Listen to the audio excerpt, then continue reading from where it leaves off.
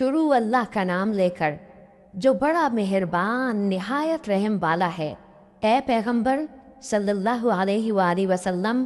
لوگوں سے کہہ دو کہ میرے پاس وحی آئی ہے کہ جنوں کی ایک جماعت نے اس کتاب کو سنا تو کہنے لگے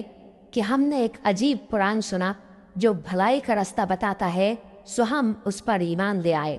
اور ہم اپنے پروردگار کے ساتھ کسی کو شریک نہیں بنائیں گے، اور یہ کہ ہمارے پروردگار کی شان بہت بلند ہے، وہ نہ بیوی رکھتا ہے نہ اولاد، اور یہ کہ ہم میں سے کوئی بے وقوف اللہ کے بارے میں جھوٹ گھڑتا ہے، اور ہمارا یہ خیال تھا کہ انسان اور جن اللہ کی نسبت جھوٹ نہیں بولیں گے، اور یہ کہ بعض بنی آدم بعض جنات کی پناہ لیا کرتے تھے تو اس سے ان کی سرکشی اور بڑھ گئی تھی، اور یہ کہ ان کا بھی یہی اعتقاد تھا جس طرح تمہارا تھا کہ اللہ کسی کو نہیں زندہ کرے گا، اور یہ کہ ہم نے آسمان کو ٹٹولا تو اس کو مضبوط چوکیداروں اور انگاروں سے بھرا ہوا پایا، اور یہ کہ پہلے ہم وہاں بہت سے مقامات پر فرشتوں کی باتیں سننے کے لیے بیٹھا کرتے تھے، اب کوئی سننا چاہے تو اپنے لیے انگارہ تیار پاتا ہے، اور یہ کہ ہمیں معلوم نہیں کہ اس سے اہل زمین کے ساتھ برائی مقصود ہے یا ان کے پروردگار نے ان کی بھلائی کا ارادہ فرمایا ہے، اور یہ کہ ہم میں بعض نیک ہیں اور بعض دوسری طرح کے، ہمارے کئی طرح کے مذہب ہیں، اور یہ کہ ہم نے سمجھ لیا ہے کہ ہم زمین میں خواہ کہیں ہوں اللہ کو ہرا نہیں سکتے اور نہ بھاگ کر اس کو تھکا سکتے ہیں، اور جب ہم نے ہدایت کی کتاب سنی اس پر ایمان لے آئے، سو جو شخص اپنے پروردگار پر ایمان لاتا ہے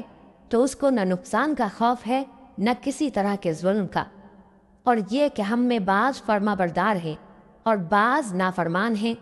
تو جو فرما بردار ہوئے وہ سیدھے رستے پر چلے اور جو نافرمان ہوئے وہ دوزخ کا ایندھن بنے۔ اور اے پیغمبر صلی اللہ علیہ وآلہ وسلم،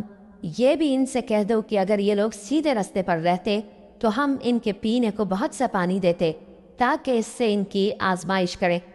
اور جو شخص اپنے پروردگار کی یاد سے منہ پھیرے گا وہ اس کو سخت عذاب میں داخل کرے گا، اور یہ کہ مسجدیں خاص اللہ کی ہے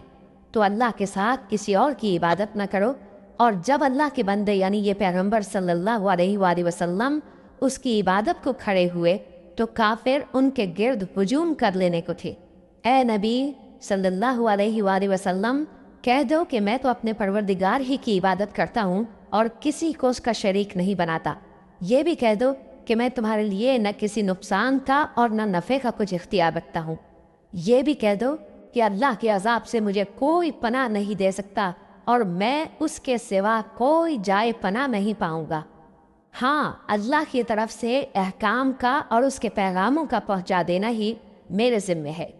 اور جو شخص اللہ اور اس کے پیغمبر کی نافرمانی کرے گا تو ایسوں کے لیے جہنم کی آگ ہے، وہ ہمیشہ ہمیشہ اس میں رہیں گے، یہاں تک کہ جب یہ لوگ وہ دن دیکھ لیں گے جس کا ان سے وعدہ کیا جاتا ہے، تب ان کو معلوم ہو جائے گا کہ مددگار کس کے کمزور ہیں اور شمار کن کا تھوڑا ہے۔ کہہ دو کہ جس دن کا تم سے وعدہ کیا جاتا ہے میں نہیں جانتا کہ وہ ان قریب آنے والا ہے یا میرے پروردگار نے اس کی مدت دراز کر دی ہے، وہی غیب کا جاننے والا ہے، سو کسی پر اپنے غیب کو ظاہر نہیں کرتا، ہاں جس پیغمبر کو پسند فرمائے اور اس کو غیب کی باتیں بتا دے تو اس کے آگے اور پیچھے نگہبان مقرر کر دیتا ہے تاکہ معلوم فرمائے کہ انہوں نے اپنے پروردگار کے پیغام پہنچا دیے ہیں، اور یوں تو اس نے ان کی سب چیزوں کا ہر طرف سے احاطہ کر رکھا ہے اور ایک ایک چیز گن رکھی ہے۔